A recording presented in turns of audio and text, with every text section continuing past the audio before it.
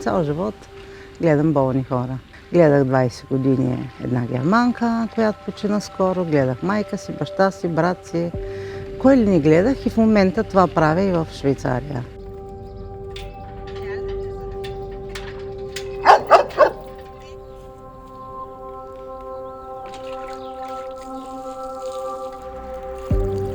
Смотана бях.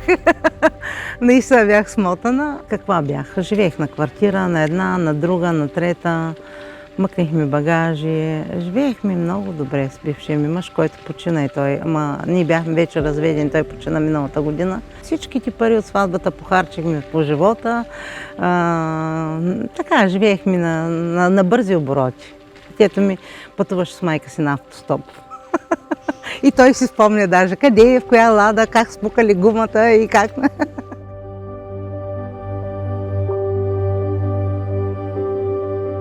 Най-голямото ми хоби е да вървя километри. Първия си връх изкачих на 44-45. Първо беше Пирин, който се оказа голямата ми любов. После беше Рила и после вече тръгнах да разгледам света, въпреки че има още много неща, които в България не съм видяла.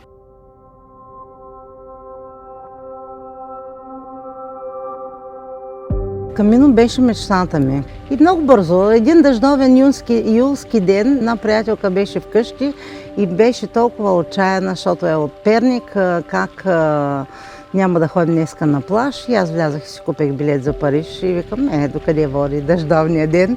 И така, набързо, просто на шега. Даже нямах и пари и не знаех как ще намеря пари, но знаех, че ще се появят от някъде и ще имам пари за пътя. Просто имах пари да си купя билет.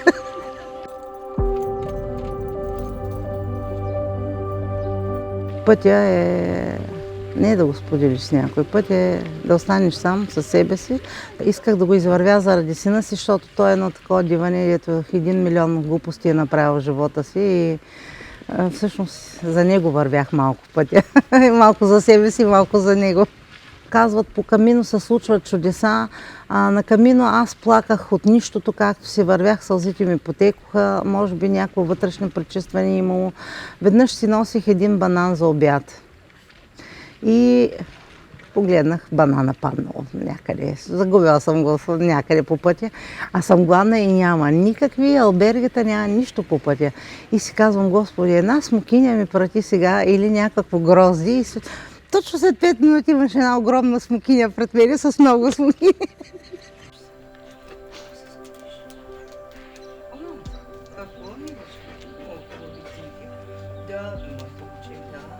Моя мъж, както казва, ти не искаш да умреш вкъщи, ти искаш да умреш някъде навънка. Все съм някъде. Аз съм благодарна за това, че не ме ограничава. Той живее в Германия вече 10 години, те не раздели живота всеки на някъде.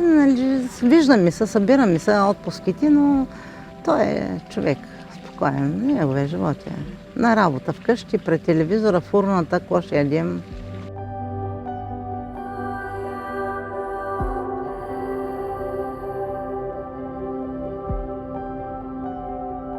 Аз се ожених много рано, завърших училище и веднага се ожених. Рано родих, ама не съжалявам. Сега съм свободна, децата ми са големи, имам голяма внучка. Това е друга любов.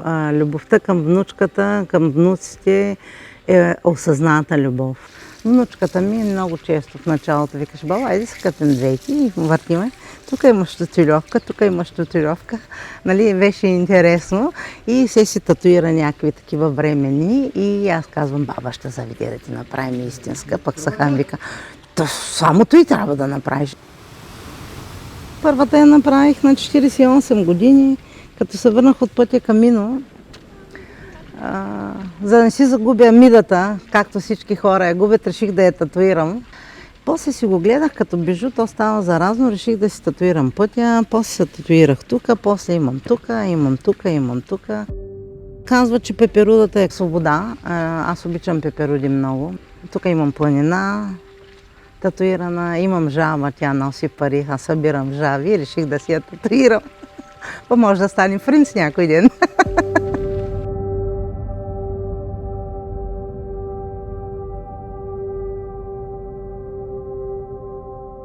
не страдам и никога не съм страдала за близки. Тъжно ми е за брат ми, че се отиде малко рано, ама явно това беше най-доброто. Той беше една изстрадала душа, беше самотен, нямаше семейство. Вижда го, че не живее, не е щастлив. Може би душата му е избрала да се прероди.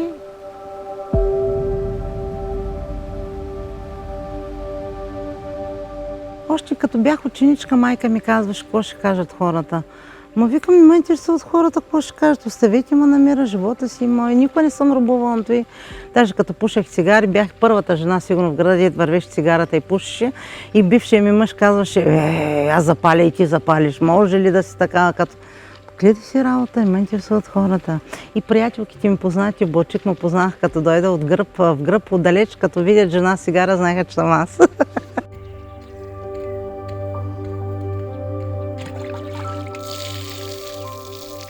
На 40 и няколко години установих, че не е толкова важно да чистиш къщи цял ден, което правих преди до педантичност. Цял ден чистиш къщата и вечерта си скапан. Сега не я чистя, купех си робот, колкото изчисти толкова. Загубено време е чистата къща. Живей си живота, както го усещаш и както... Прави и което усещаш.